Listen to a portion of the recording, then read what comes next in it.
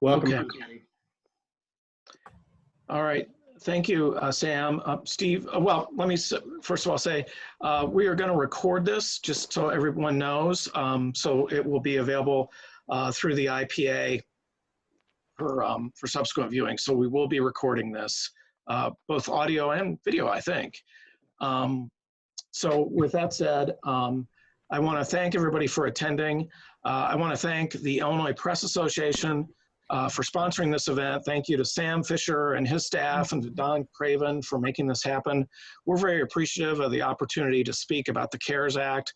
I am Brendan Healey. I am the Healey at Barron Harris Healey, and my partners and colleagues Steve Barron and Natalie Harris are on the line as well. So we're a law firm based in Chicago, and we do a lot of media work, whether it's you know, defending defamation lawsuits or representing media companies on access issues or operational or marketing or promotional, you name it. We just do a lot of work with media companies. So we're really pleased to have the opportunity to present to the Illinois Press Association. It's certainly a group with which I have had long ties, and thanks to Don and Sam and everyone else for putting this together. You're like at full screen, I think. Yeah. So let me talk a little bit about, and we seem to be getting just a little bit of feedback from somebody. But let me talk a little bit about what we're going to talk about when we talk about the CARES Act. And I think the plan, just timing-wise, is for us to go for about an hour. We have reserved an hour and a half on the Zoom. And I should, you know, I want to apologize in advance. We had a little snafu with the link, and I think as much as I would like to attribute that to someone else, I think that's probably my fault. So I apologize for that. But it looks like we have a nice quorum of people on the line now. So hopefully everybody was able to, you know, hook up with us, notwithstanding the link. So we're going to talk about the CARES Act today, and I thought I'd start with a couple quotes. One is from, you know, former Illinois Senator Everett McKinley Dirksen. He said, this is a well-known quote, and, but a billion here, a billion there, and pretty soon you're talking real money. And then Ken Doctor, who's writes a lot about, many of you probably read his Newsonomics column, says, this event isn't just a black swan, Nassim Nicholas Taleb's parlance for an unexpected happening that forever alters the course of history. For dailies in the US, in Canada, in the UK, and really globally, it's a flock of black swans. So that sort of sets the scene for what happened next. The agenda is basically as follows. We're going to talk about a quick overview of the various stimulus packages as well as the CARES Act. And then we'll really focus on the CARES Act, and we'll talk about the loans that are available and the loans that are available under the Act, employment benefits that are available under the Act, tax benefits, and just some quick thoughts on what might be coming down the road, because I don't think this is it. I think we're looking at probably phase 4, maybe beyond. Hopefully there won't be a need for it, but there's nothing to indicate at this time that future assistance isn't going to be necessary. And just a couple quick notes kind of on how we're going to structure this. I'll handle the loan section, and Steve will talk about employment benefits and tax benefits. And then Natalie is going to serve as our moderator. So you'll see in your toolbar, which probably appears on the bottom of your screen, there is a chat function. And if you have a question, please address it to N. Harris. You can address it to everybody, or you can address it just to Natalie. I would recommend you address it to Natalie. And you know, write down your question. We actually already have some in advance. And when we finish a section, we'll address questions. So, but as I said, we hope to do this in the space of about an hour. So hopefully, you know, to the extent there are additional questions at the end, we can address those at that time too. So if a question comes to you or somebody else's question spurs something, we can always try to address it at the end as well. So the plan is to do the loan section, then talk about loan questions, and then to the extent you have employment benefits or tax benefits, we can talk about those at the end of each section. So please address your questions to Natalie. If you have a burning desire to break in and want to turn on your microphone, you can do that too, but we're going to try to run them via the chat function in Zoom. So I think everybody's mic is turned off now, and that's really just to cut down on papers shuffling, dogs barking, etc. But we do want to hear from you. So with that said, let's and as I mentioned, it's being recorded. We'll also send the PowerPoint to Sam so he can make that available as well. So you'll have the video and you'll have the PowerPoint, and you can work with either of those. So everybody talks about the CARES Act, but it's actually the third stimulus package that is passed in the space of a month. On March 6th, there was phase one, which was $8.6 billion. As Senator Dirksen said, billion here, billion there. We're talking about real money. This seemed like a lot of money on March 6th. Extra funding for CDC and other agencies, billions for testing, $1 billion for loans, which frankly at this point is peanuts. Phase two, $100 billion. So we upped the ante by tenfold, more than tenfold, for free testing. This was March 18th. 2 weeks paid family and sick leave, increased Medicaid and SNAP, and increased unemployment benefits. And then comes the whopper, phase three. March 27th, the CARES Act is signed into law. That's just less than a week ago, last Friday. $2.2 trillion. I was curious, so I looked up what it cost to fight World War II. $4.1 trillion. So we're talking about extraordinary magnitude of support from the federal government to try to keep, I think really to try to keep the economy on its feet. I don't think this is meant to solve problems per se, but I think it is meant to give companies a bridge, companies and people, workers, others, a bridge to hopefully the other side of this crisis. And then phase four. Most people think there will be a phase four, and we'll talk about this at the end of the presentation. I don't think we're finished, and I also don't think we're necessarily finished with phase three. I think we could see more. I think we'll see changes in phase three, and I think we'll see more funding for phase three. So the CARES Act, phase three. We look at it as sort of three big buckets. The big bucket, and I think the one that most people are probably most interested in, is the lending facilities. And I think of those, and those lending facilities are broken into a number of smaller components. And it's ironic to say smaller when we're talking hundreds of billions of dollars, but in the context of the CARES Act, that's actually kind of small. But anyway, we have SBA loans for small businesses. That's $349 billion. Treasury loans for larger businesses. That's $454 billion. Expanded unemployment benefits, $260 billion. Business tax cuts, $280 billion. And then finally, we have industry-specific loans. And I think, a lot of industries, frankly, would have liked to get industry-specific loans. And at the end of the day, there really weren't that many. That's not to say they were small, but not many industries got carved out. But airlines got $25 billion, cargo air carriers, $4 billion. National security businesses, which I think is basically Boeing, got $17 billion. And the Corporation for Public Broadcasting got $75 million. No money directed directly to newspapers, but, newspapers are far from alone in that situation. I think there were lots of industries that would have liked, a specialized deal, and ultimately they went much more broad-based. So what did they do in terms of loans? I think, again, for most people, I think are probably going to be most interested in the SBA loans. Those are the loans administered by the Small Business Administration. Many of you may already be familiar with that. The SBA it's actually a cabinet level position, and they are suddenly in possession of hundreds of millions of dollars that they're going to be doling out to businesses. So who's eligible? Basically, businesses with fewer than 500 employees. Newspapers can go up to 1,000. So, but that includes all employees, full-time, part-time, and other status. You must be operational as of February 15th, 2020.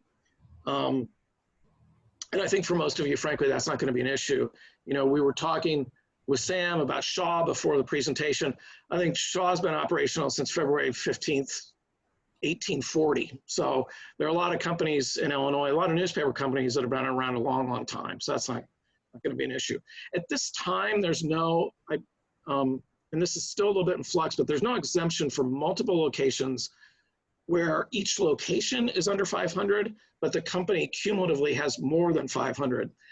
That could change down the road, and my understanding is that hotels and restaurants have already been carved out from that. So the reason that's important is because I think the SBA loans, in the panoply of loans that are being offered under the CARES Act, I think the SBA loans are in certain regards the most appealing, because I think in many ways they're sort of the easiest to get and the fewest strings attached. They may not be the magnitude of the large business loans, but for those that can take advantage of them, I think they'll prove to be, extremely valuable. And so basically, not surprising for the Small Business Administration, you need to be a relatively small business to take advantage of these. And then, the two big programs, and you've probably heard these names thrown around a lot already, particularly the first one, because that's the one that seems to be getting the most attention, and that's the Paycheck Protection Loan Program, also known as the PPP. And frankly, if you hadn't heard about it from me, you probably heard about it from your banker, because the bankers they're all over this program, and they're reaching out to their clients because they're pushing these loans. And that's the one that will probably, to the extent we focus on one particular program in this presentation, the one that will get the most attention is PPP, because I think that's the one that most people are the most interested in. And it's the one that is meant to allow you to keep your employees working. We also have the Economic Injury Disaster Loan Program, also known as EIDL, or the somewhat unfortunate pronunciation EIDL. But we'll talk about EIDL as well. And loans and grants are available under each. And I italicized and grants. I think a lot of people are interested in this idea that, you're gonna just get money if you, follow certain procedures. So we'll talk about how not only you can get a loan, but how you can have that loan forgiven or just a grant of money, which in these times is critical. And so let's talk about PPP, the Paycheck Protection Program. These are 100% federally guaranteed loans for small businesses. They will come from private banks. As I mentioned, you're probably hearing from your bankers. We certainly are. And I know a lot of other people are too, because they're pushing these loans. The max loan, it is the lesser of $10 million or 2.5 times your average monthly payroll cost for the preceding 12 months. And the term payroll cost is kind of critical. So we'll get back to that, because the payroll cost is a concept that kind of ripples through the PPP. So initially, the CARES Act stated that the interest rate could be up to 4%, but the initial guidance on the PPP is that it will be capped at 0.5%. So for all intents and purposes, an interest-free loan. The CARES Act also stated that the term could be up to 10 years. Now, the PPP guidance from Treasury is actually drawing that back a little bit and is saying a max of a 2-year term. So, the government giveth and the government taketh away. On one hand, we've got a very favorable loan rate. On the other hand, we've got a shorter term, so there'll be obviously higher interim payments. Here's some other good things. No personal guarantee or collateral is required. In addition, lenders will defer payments. And remember, all these loans are coming from your bank, not from the government, although the government is backstopping and administering it. Lenders are encouraged to defer payments for at least 6 months and up to a year. Now, on a 2-year loan, if you've deferred payments for 6 months, those last 18 months are going to pile up pretty quickly, but we're also going to get to how you can have those forgiven. And finally, no prepayment penalties. So if you want to pay the loan off, if you find that a substantial portion of it is forgiven and you want to pay off the remainder, you could do that. So I think a lot of, you know, for those of you who are dealing with banks, a lot of pretty favorable terms in here on these loans, and that's of course by design. How do you apply? Well, check with your local bank as a starter. That's not going to be a problem because you probably already heard from them already. The SBA has a loan portal, which I've included in here. I think the SBA works with about 800 banks nationwide, and others will be applying to participate in this program. So if your bank is not a participant, chances are they're applying to participate. So, but they have to be approved. So bear that in mind, because that's really pertinent to the next point, which is the land rest starts tomorrow. So April 3rd is the day that lenders can begin processing applications. So the deadline to apply is June 30th. I wouldn't wait till June 30th. In fact, I might not even wait till April 6th, if you can help it. They anticipate that the money available, I've seen an estimate that it's going to meet about 30% of expected demand. So first come, first serve. So, and you know, you'll need to present some financial documents in connection with the loan. So that's, if this is something you're interested in, I would recommend that you start to lay the groundwork. If you haven't already, you know, soon. It's like a lot of loan processes. There's some background information they're going to need on payroll. You know, I think of P&L for the past year, things of that nature. So talk to your lender and start working on collecting those documents.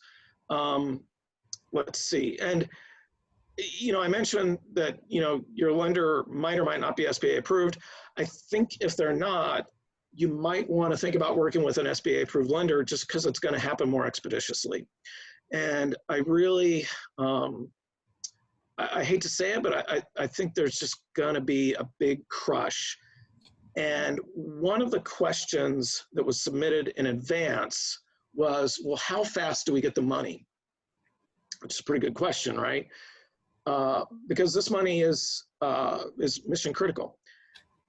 And it's not entirely clear, and what I think people are anticipating that there's going to be such a deluge starting tomorrow that it's going to really slow the system down. I've heard estimates of as low as as few as a few days, which I think is highly, highly optimistic and unrealistic. I think probably a few weeks is more accurate. Your banker may have a better estimate in that regard, but the EIDL system crashed last week. So, you know, SBA is sort of talking optimistically about, well, but they've had more time to get this up and running. I would not be at all surprised if it crashes again. I think that the demand is just going to be staggering. They're anticipating millions of applications. So to the extent you can get in sooner, it's going to be for the better. There's also talk that this is going to be such a popular program and there'll be so many applications that invariably Congress will have to sort of extend it and fund it more completely. So I wouldn't be surprised if they pump more money into this program. And I think that just anecdotally and, you know, kind of what we're hearing from DC, that of everything that's going on, this is going to be the one that really has a very strong demand. So in your application, you will be required to certify certain things. First, that the uncertainty of current economic conditions makes necessary the loan request to support ongoing operations. So there's not a lot of guidance around that right now. And that's a pretty open-ended statement to make to have a bank give you hundreds of thousands, maybe millions of dollars. The uncertainty of current economic conditions makes necessary the loan request to support ongoing operations. What I take out of that is a couple things. One, the word necessary. You know, if there ever were an audit or some sort of, you know, inspector general looked at this, you would need to show that you really needed the money. It was necessary. It wasn't discretionary. It wasn't, well, our balance sheet's pretty strong, but a year from now, we don't know how it's going to be looking. It's necessary, and it's necessary to support ongoing operations, not who's going to pay the printer in November, but who's going to pay our mortgage tomorrow? Who's going to pay our employees next week when we have payroll due?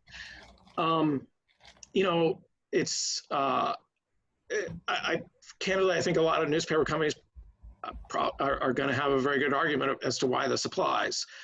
I hate to say it, but obviously it's an industry that's under extreme stress. So that's part one, and it's a certification, so it's sworn. So if you're, this is done under penalty of perjury. So, I'm not. Obviously, we all have an obligation to be honest at all times, but here there is a legal obligation as well. So, number two, loan proceeds will be used to make payroll and/or pay mortgage, rent, or utilities. This is not your excuse to, remodel the office, buy a new car, what have you. These are mission critical uses that will keep the doors open and keep your people working. Three, you do not have an application pending for a duplicative loan. You can do state bridge loans. I'm not aware of Illinois doing bridge loans. I think Connecticut is. I'm not aware of Illinois doing it, so that's probably not going to be an issue. There's also an interplay between EIDL and the Paycheck Protection Loan. And frankly, it gets a little bit confusing, but because you might apply for both programs.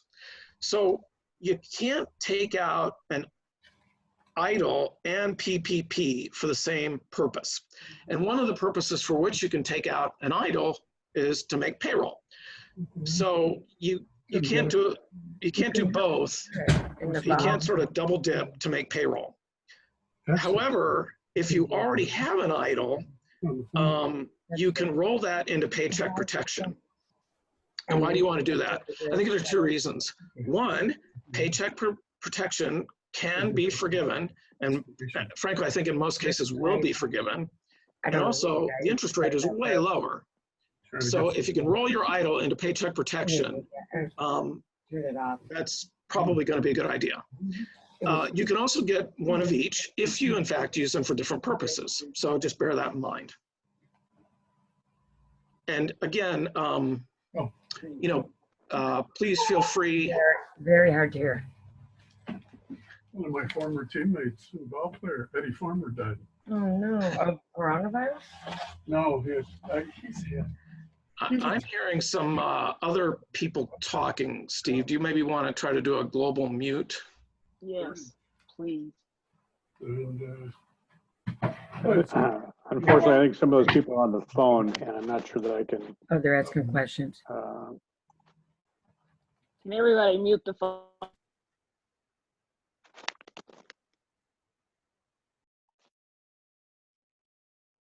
Again, we want to hear from you, and it just gets a little tough when we get a lot of feedback.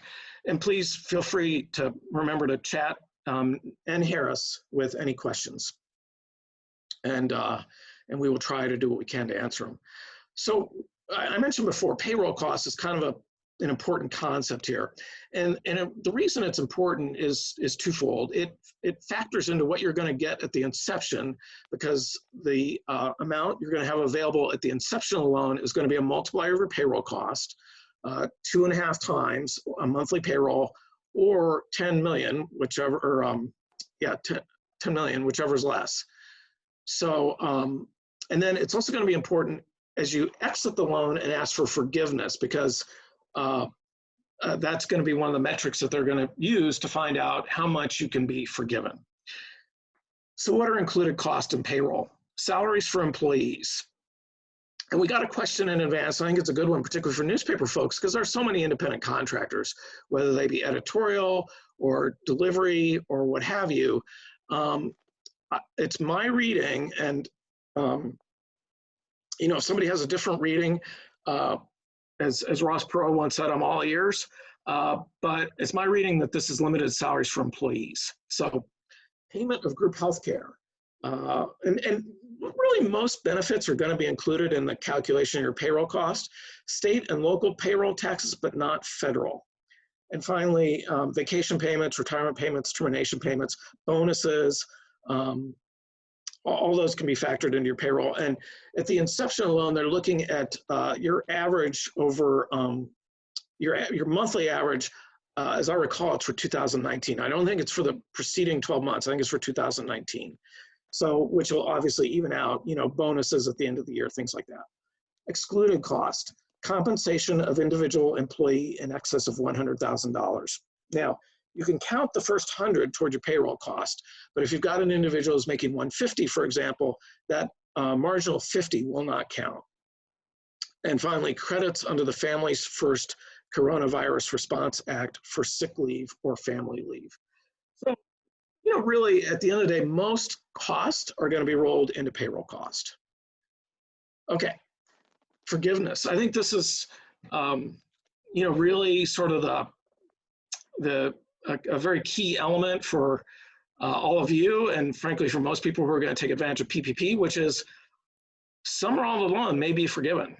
And that is a huge benefit if you take out, let's say, a $250,000 loan and get either 200,000 of that or all 250 forgiven.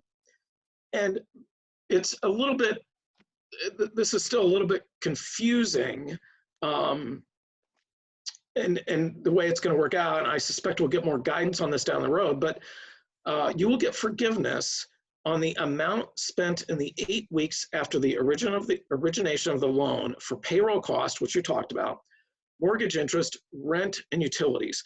And those last three categories have to be incurred on contracts that you had as of February 15th. So you can't go out and, you know, buy a big fancy new building. Not that anyone would, but you can't go out and buy a big fancy new building and then try to roll that mortgage interest into your loan forgiveness. It's really for the obligations that you have, basically as of, you know, when we frankly first started hearing about coronavirus. Your forgiveness cannot exceed the original loan amount. That probably almost goes without saying. That they'll forgive your loan. They're not going to pay you money back, but you can go right up to the loan amount if you meet certain criteria. So what are those criteria? You must continue paying employees at normal levels during the 8 weeks following the origination of the loan. And the amount forgiven will be the combined cost of payroll as well as mortgage, rent, and utility. However, we're getting guidance that probably 75% of that will need to be payroll. Again, because they think there's going to be so much demand for this that they really want to focus on the payroll protection aspect of it. And I candidly, it's going to depend on your payroll, but you know, if your payroll is, you know, 50% of these, you're probably not going to get full forgiveness. It's not the end of the world if you don't get forgiveness, because remember, it's a 0.5% loan. So it's a great term that frankly, you probably wouldn't get on the open market. Well, you wouldn't, but much better to not have to pay it back at all than to have to pay it back at any time. So, and the loan forgiveness can be reduced. It can be reduced if there's a reduction in the number of employees or a reduction of more than 25% of wages paid to any employee making less than $100,000 in 2019 compared to the most recent quarter. So there's a lot to unpack there. If you reduce the number of your employees, my reading is it's not that you don't get loan forgiveness, but it's going to be reduced. So instead of maybe getting $200,000 forgiven, you get $180,000 forgiven. And I've not seen any calculation of exactly how that works, but I'm assuming it will be some sort of pro rata, calculation. It's also not clear to me, and frankly, I'm going to keep looking into this, whether it is the number of employees from what date. Is it the date the loan originates? I've also seen where it's the corresponding period from the prior year, although that guidance came out, you know, right as the law was passing, so I think it might be a little dated. So what's the baseline going to be? And I think I suspect we'll get more guidance on that as time goes on. You know, this has all happened so quickly that I think people are maybe a little bit less focused on some of these details, although they're important ones. And then the second part is a reduction of wages, and it's of any employee. So if it's not, my payroll went from, you know, $50,000 a month to $30,000 a month, they're going to be looking at individual employees, and they're going to be looking at, my understanding is the most recent quarter. And some people have asked, you know, how do we handle commission salespeople? Because they're, you know, your ad sales reps are probably going to go down if they're making commission, not because of anything you did, but just because they're not going to sell as many ads. And, you know, we've got a little bit of wiggle room, and I think maybe this is partly why it's in there. It can go down 25%, you're not going to get punished for it. And again, you're not going to lose your forgiveness, but it's going to be diminished by the amount that those, you know, by the wages that go down. You can also sort of fix it, if you will. So if you've made changes to your employment, you know, you let people go, you dropped wages between February 15th and April 26th of 2020, which I think we can say and hope is the height of the crisis. If you restore that by June 30th, then you can avoid that sort of penalty on your loan forgiveness. And how does loan forgiveness work? You know, practically speaking, you'll end up submitting a request to your lender with documentation. It's the lender who will decide the loan forgiveness. So it's not clear to me what, you know, how strictly a lender is going to be looking at this, but it's not an SBA call, at least initially, it's the lender's call. So make friends with your lender. We also talked about the Economic Injury Disaster Loan Program, and I'll tell you in advance, by the way, I told you we'd go about an hour. We're about 35 minutes in, so I'm going to go through these sections a little bit more quickly, just because we've really felt that people care more about the PPP. And so I'm going to go through my sections and then hopefully turn it over to Steve with some time for him to talk about his sections as well. So EIDL. This is a pre-existing SBA program. It's been around a while. And this is a disaster loan program. It's frankly typically used in hurricanes or floods. But here we have a federally declared national disaster. The loans come directly from the SBA. They're generally up to $2 million. Interest rate of 3.75, which currently is a little bit controversial because the Fed has dropped rates to essentially zero. So people are wondering why this remains at 3.75. And my understanding is that these rates are set in advance, and so that's why it is. The term can be up to 30 years. Now, there are some very favorable terms for borrowers. No collateral for loans under $25,000 and no personal guarantee for loans under $200,000. So that's a plus. Business must be in existence as of January 31, 2020. Here's another plus. There's no need to satisfy the so-called credit elsewhere test. You don't need to show that you went elsewhere for money and were turned down. You do need to show that the reason you're asking for the money is that you were subject to an economic injury.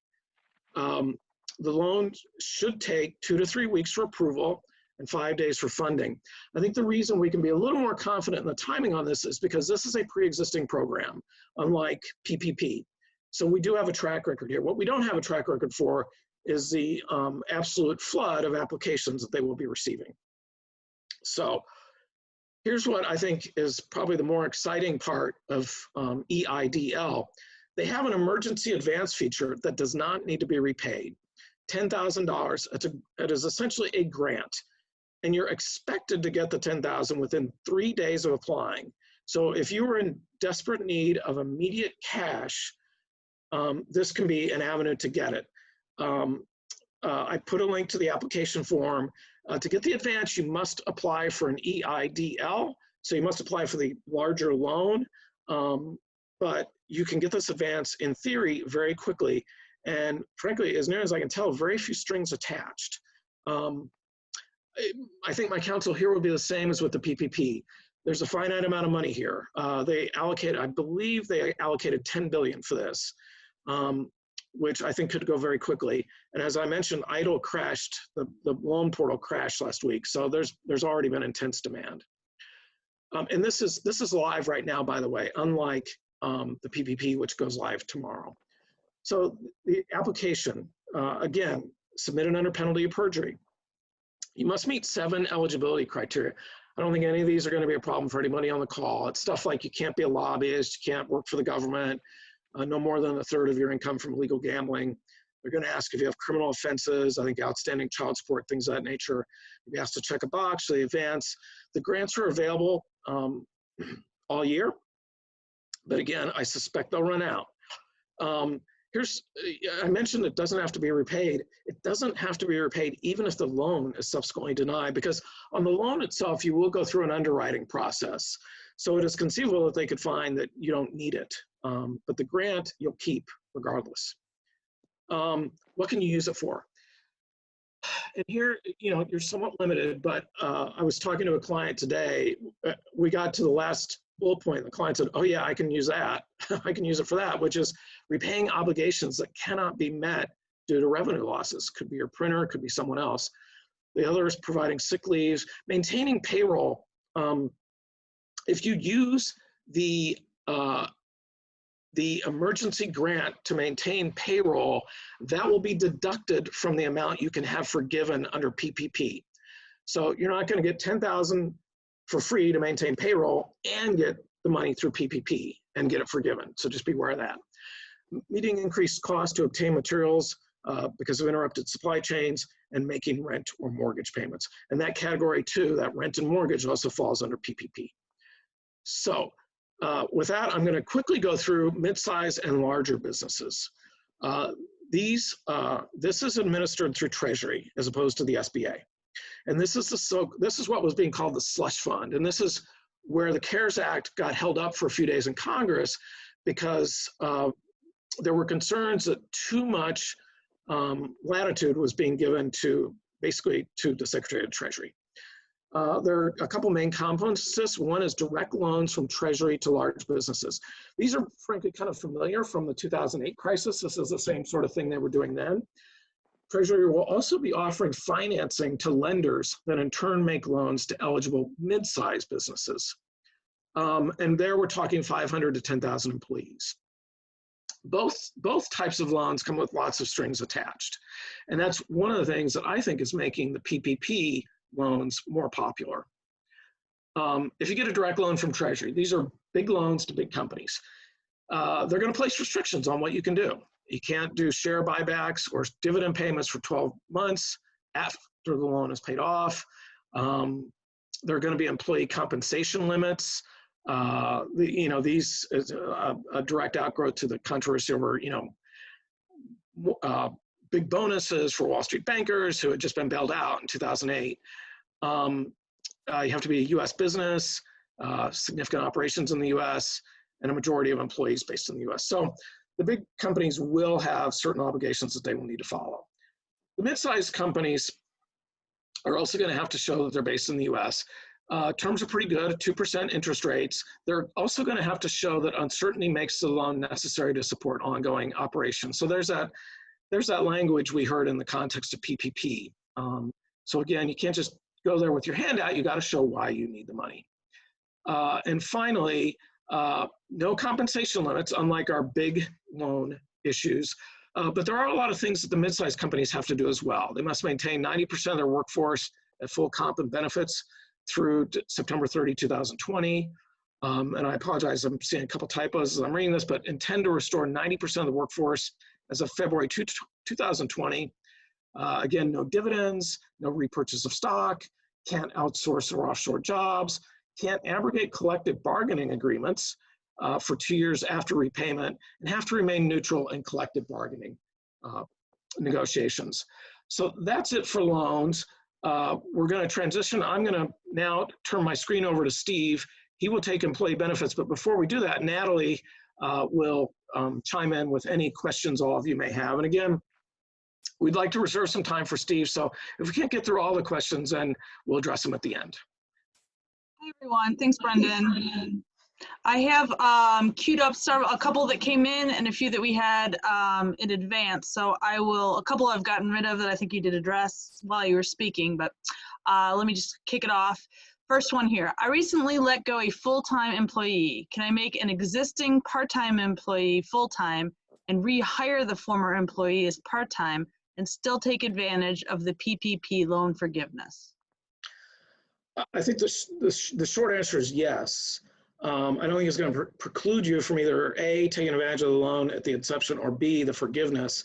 How that's going to work out, I mean, honestly, it's kind of a wash. You still have one full-time and one part-time employee, so I would think it would probably not affect in and of itself whether the amount you get forgiven.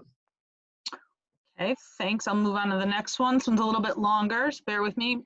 Unlike bars and salons that were forced to close their doors, these are the publishing industry folks, we are classified as an essential business, but our advertising revenue is taking a major hit as the above mentioned businesses are closing, as our car dealerships, some realtors, etc.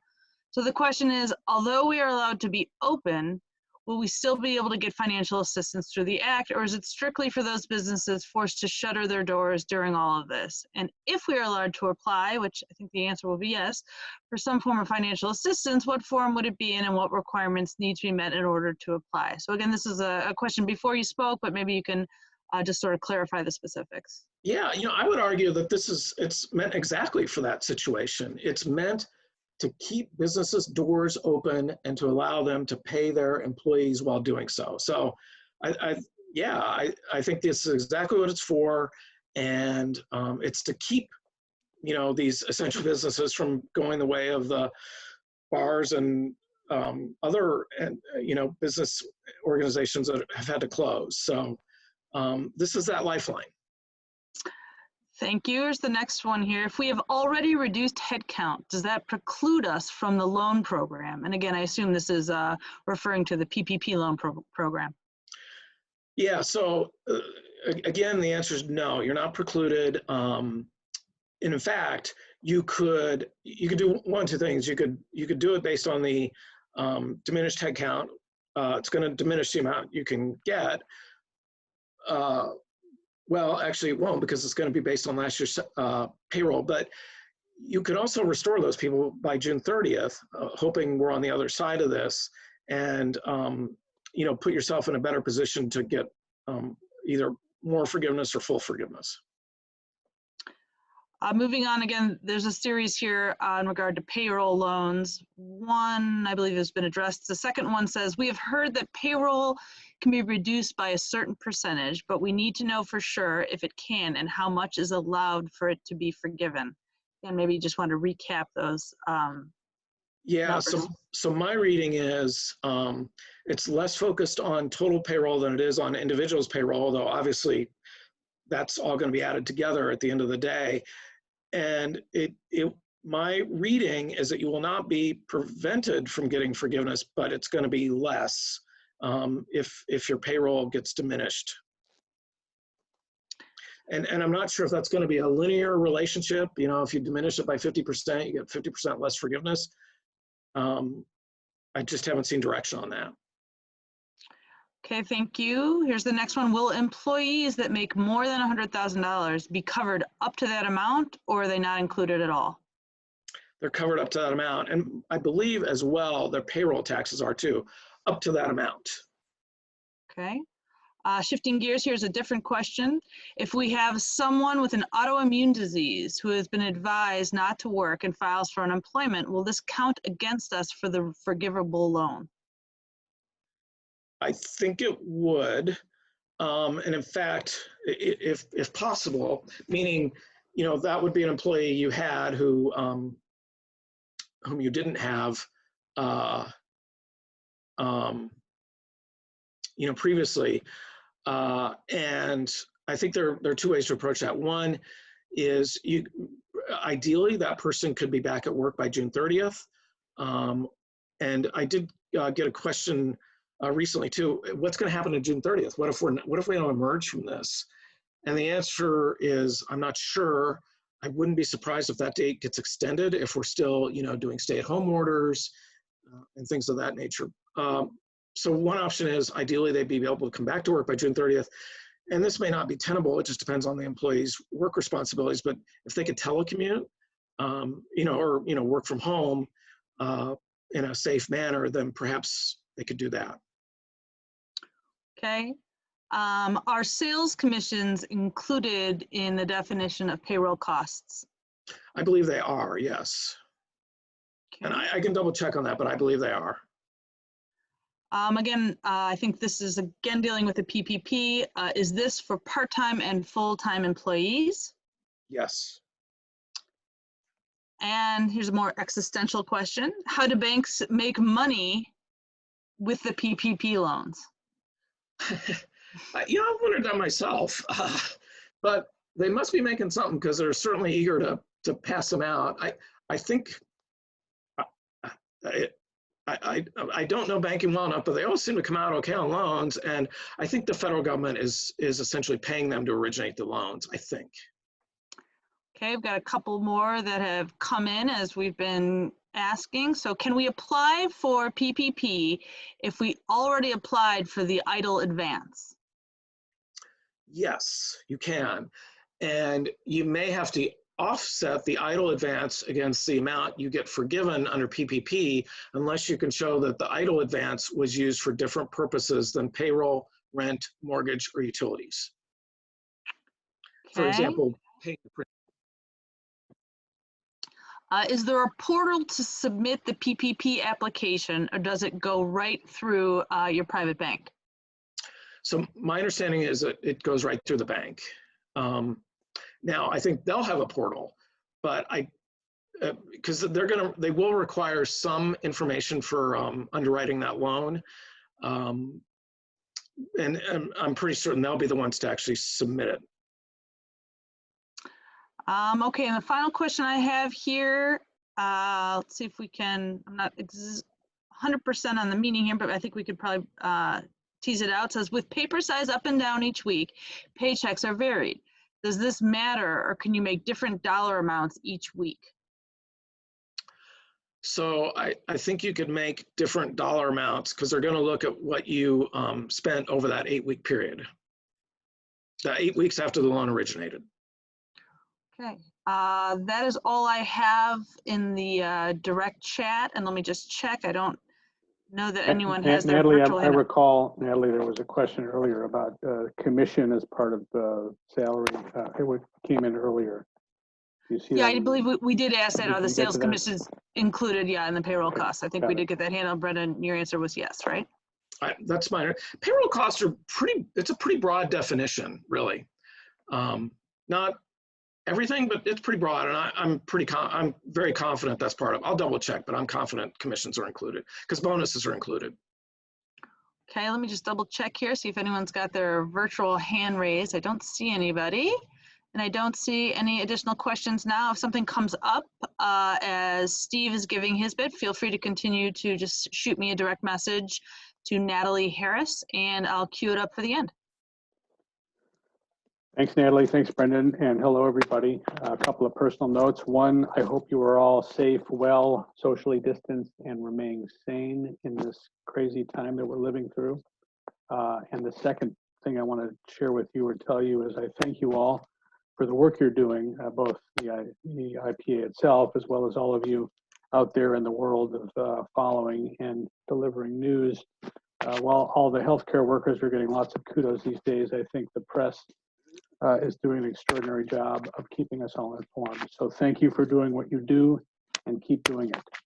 I'm going to turn now to employment benefits under the CARES Act or enhancement of employment benefits and quickly run through the major components. The first is that unemployment insurance or unemployment compensation is being enhanced by the federal government to the tune of an extra $600 for each unemployment check. The government has also expanded the eligibility for unemployment and now includes independent contractors and self-employed people. There's also an extension of the time frame in which unemployment will be available, and it will cover what is called short-time compensation. That is to say, where people are working less hours but are still employed, they can also apply for and receive unemployment compensation. There's a couple of important links here on this slide. The last one on the page is the actual link to the Illinois Department of Employment Security, which is where one goes to actually begin to fill out an application. There are, as you can imagine, so many applications nowadays that they've actually divided the alphabet up, and if your name ends in a certain letter, you have to apply on a certain day. Enhanced unemployment insurance. To give you an example of how maybe valuable this is, particularly to lower wage workers, if you look at the third bullet point on this slide, you'll see that lower paid or hourly workers are, at least in the short term, may wind up earning more money. The example here is somebody who's earning $17 an hour and at 40 hours a week makes $680. Under the regular unemployment compensation scheme, they would get paid 40% of that, which turns out to be $320. And then you tack on top of that the extra $600 from the government. So now they go from making $680 a week to $920 a week. It sounds a bit like a windfall. However, you should know that if you have employees who are on the cusp and they decide, you know what, I can do better on unemployment, I'm going to quit, they're not going to be eligible. Unemployment is available if you've been terminated or furloughed, but not if you voluntarily leave your job. Another federal law that just came into being is called the Emergency Family and Medical Leave Expansion Act, which is available to employees who've been employed for at least 30 days. And the act covers employers that have less than 500 employees. The qualifying need, as you see here, is that the employee is unable to work because the employee has to care for a son or daughter under the age of 18 if the school or place of care has been closed or the child care provider is unavailable because of this public health emergency. Under this act, the employee gets 12 weeks of protected leave. The first 10 days, essentially the first 2 working weeks, are unpaid, and the balance would be paid at 2/3 of the employee's regular rate. For part-time employees, there's sort of an averaging cost based on the past 6-month period, but they're also entitled to benefits under this provision, under this act. And then there's also the Emergency Paid Sick Leave Act, as opposed to the Family Leave Act that we were just looking at, which is available to any employee who's also covered under the Fair Labor Standards Act. This, like the other one, also covers employers with less than 500 employees. And unlike the other act, this applies to every employee regardless of how long they've been employed. So if they walk in the door yesterday, they're covered by this act.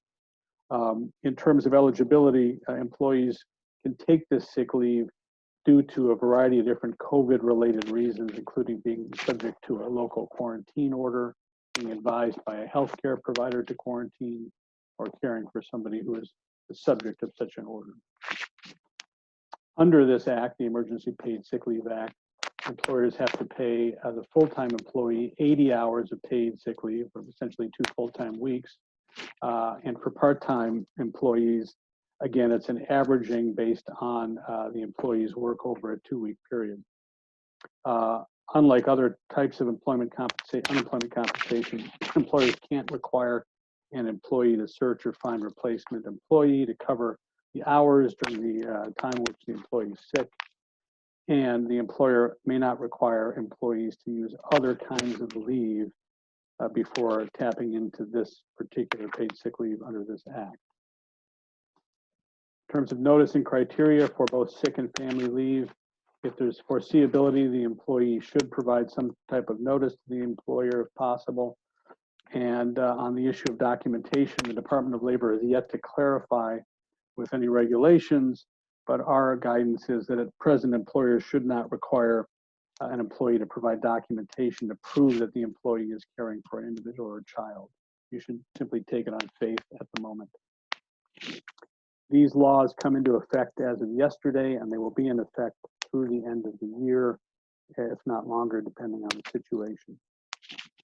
Let's touch briefly, I know we're running short on time, but I just want to highlight some of the major tax benefits and then we'll wrap up. As you probably all know, the deadline has been extended for both state and federal income taxes from April to July 15, both individuals and businesses. In terms of businesses, there is an employee retention payroll tax credit, which is available to businesses that have either closed or reduced their operations because of the coronavirus, and also those who have suffered significant revenue loss. We'll get into that in a little bit more detail in a minute. The way this works is the employers can claim a credit against their share of the FICA taxes that they paid starting as of March 12 through the end of the year. And this is in addition to other tax credits that are otherwise available under the Family First Corona Recovery Act. If the amount of the credit exceeds the employer's FICA tax, then it's treated as an overpayment and can be refunded, but there is a cap of $5,000 per employee for all quarters. And the credit's available, as I mentioned a moment ago, to employers whose operations were either completely or partially suspended because of the COVID-19 government order, or if your gross receipts during the calendar quarter within the relevant period declined by more than 50% compared to the prior year calendar quarter. And in terms of qualified wages, it varies depending on whether you're a large or a small employer, I should say. So for eligible employers, if the average number of full-time employees in 2019 was more than 100, then qualified wages are wages paid to employees when they are not working because of the circumstances I just talked about a moment ago. That's these two. For smaller employees that are 100 or less, you can count all wages paid during the applicable period as qualified wages, regardless of whether the employer was open or closed. The next tax benefit is the deferred payroll taxes, which in essence allows employers to defer the payment of Social Security taxes that would otherwise be due during this year, 2020, to 2 equal installments at the end of December of next year, 2021, and then the following year, December of 2022. Although this particular benefit is not available to employers who otherwise avail themselves of loans through the PPP program that Brendan described earlier. And then there is the net operating loss carryback, which essentially allows you now, businesses, to look back and take taxable income for the years of January 2021 and net operating losses arising in the tax years beginning in 18 through 19 and 20, and carry those back all the way 5 years. And the way you do that, of course, if it's appropriate and if you have net operating losses, is to amend your tax returns for those prior years, which may allow you to possibly get refunds. So it's a look back as opposed to most frequently what we have are look forwards in terms of carrying losses.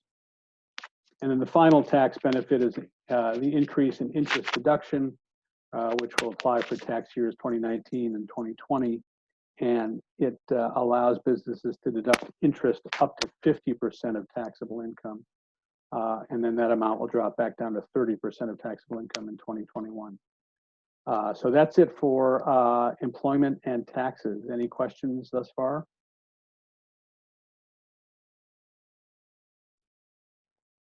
Let's see, I've got a couple questions here that were submitted. Candidly, those I'm looking at them, Brendan, they probably harken back to some of your topics. So maybe, Brendan, you want to unmute and address these. I'll do the first one. It says, if employees are furloughed or salaries are cut, do employers have to compensate employees for those lost funds before June 30th in order to qualify for the maximum forgiveness? Yeah, that's a good question. I don't believe that that's addressed. It's odd that you could just sort of make it all up on one day in theory. I think not, but I'll double check. I think the idea is, okay, we've sort of restored our payroll to where it was, even though, we took a hit in that February 15th to April 26th period. And again, I've got these recorded in writing, so we'll follow up on ones that we had to do a little further research on and see if we can refine the answers. And the last one here, go out with a bang. If our bank doesn't participate, how can we find one that does? Yeah, so there are a bunch of them out there, and you can go through the SBA for their approved lenders. I want to say there are about 80 in Illinois alone, so I think there will be a lot of options. And I would go on the SBA website and go through their, I think I put a link to it, their loan portal, to see if you can find an approved lender through there. Okay, and then one last comment here, a helpful add-on from someone who's participating, who indicates that Mr. Healey stated earlier that he didn't know or wasn't aware, but let him know that Illinois does have bridge loans with an approved bank through the state treasurer's office called Small Business COVID-19 Relief Program. So that's helpful. So thank you to Michael who submitted that. Appreciate it. Yeah, thank you. We do have a couple additional questions here. If an employee left prior to the crisis and needs to be replaced, will the new employee's wages be used to calculate the loan forgiveness for PPE? I believe they would be, because they're going to look at your payroll during that 8-week period. It'd be a good thing for forgiveness purposes. And the final question I have here is, we've been told that private contractors such as carriers or drivers can be added to the loan. Can we get a definitive decision on that? So my understanding is that they cannot, that they and themselves can apply. Independent contractors can apply as of April 10th. They get they have a week later where they can start applying for PPPs. As I mentioned, that's my reading of it, is that it is limited to employees, and it does not include independent contractors, but because that's the word that's used in the law, is employees. And usually employees means something in this dichotomy between employees and independent contractors. If there's guidance elsewhere that's suggesting that independent contractors could be included, that obviously that would be a positive. I'm just not aware of it. And the language you see is about employees. And Brendan, just as coming from me, listening to your response, I just have one quick clarification. When you say that the independent contractors can apply as of April 10th, does that mean the contractor themselves is responsible for doing that application, or that a business who uses their services can apply on their behalf? The contractor themselves. Okay, thanks. That is all that I have for questions. Let me do a final run here, see if anyone has their virtual hand up. I don't think so. I think that concludes the question and answer. Okay, great. Well, let's take just a couple minutes, and I know we've run a little bit over our presentation time, but we do have a little bit under our total allotted time, if you will. But let's just do just a couple quick minutes about future legislation. I do think, as I mentioned earlier, that there will be a phase 4. You just see this drumbeat about phase 4 a lot, and certainly the Democrats are pushing it. And I think what we have heard is that the Republicans in Washington are going to have to get on board with phase 4, or the Democrats will set the agenda. And I think this at this juncture is probably being driven a lot by the House. So as many of you probably know, on March 30th, the NMA and America's Newspapers sent a letter to Speaker Pelosi, President Trump, and Majority Leader McConnell regarding the importance of local news. They didn't really advocate for a particular position, but just, as I read it, more sort of like, hey, don't forget us. We're doing really important work and we're under extreme stress. I'm not aware of any industry-specific things that those folks are asking for in DC right now. You know, one, I do think we may see an expansion of the PPP. I think we may see infrastructure in phase 4. I think we may see more payments to individuals in phase 4. And we may see more industry-specific relief, whether it includes newspapers. It's hard to say at this juncture. One thing, Canada did a $30 million COVID-19 awareness advertising campaign. It was a way of obviously spreading the word, but also trying to support the struggling media organizations that were out there. Canada is also considering some tax issues for newspapers.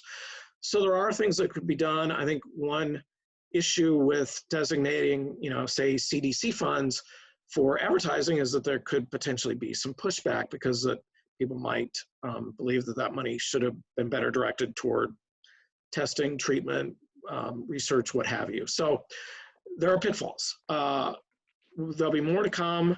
I would not be surprised if we see more support for some of these SBA programs. I think they will prove to be enormously popular. And I think tomorrow we're going to start to find out just how popular. So that's all I have. I don't have much of a crystal ball on this, and what I'm seeing is pretty cloudy, but you all will be telling us down the road what's in store. And I do think there will be more. So to echo what Steve said, we hope you're all staying safe and healthy. We appreciate all you do. We really appreciate, that Sam and the IPA have given us the opportunity to speak with you all today. Thanks to Don Craven for helping set this up as well, and to Sam's staff. And we just are thankful that we've had this opportunity to speak with you. We're happy to address additional questions should any come in, in these closing few moments. And otherwise, wish you the best of luck in getting whatever relief you can get and continuing to report the news, which is overwhelming, but it needs to be out there. So thank you. Brendan, one just final comment that I have here from Sam from the Illinois Press Association. He wanted me to let folks know that they will be sending participants additional information after this, including Illinois SBA lenders, after we conclude, because I know that was one of the questions. And I believe we will also be making the video in our materials. There's been some questions about the slides, whether those will be made available. We can coordinate also through the Illinois Press Association. If for some reason you're not able to get your hands on them that way, our contact information is on that last slide there, and you can feel free to reach out to any of us. And I echo my colleagues in thanking everyone who's out there on the front lines using their virtual shoe leather and their actual shoe leather to report the news and be the eyes and ears of folks who are like me in their basement. Appreciate it. Brendan, Natalie, Steve, thank you very much. Thanks, you. Thanks, everyone. Bye-bye. Bye-bye.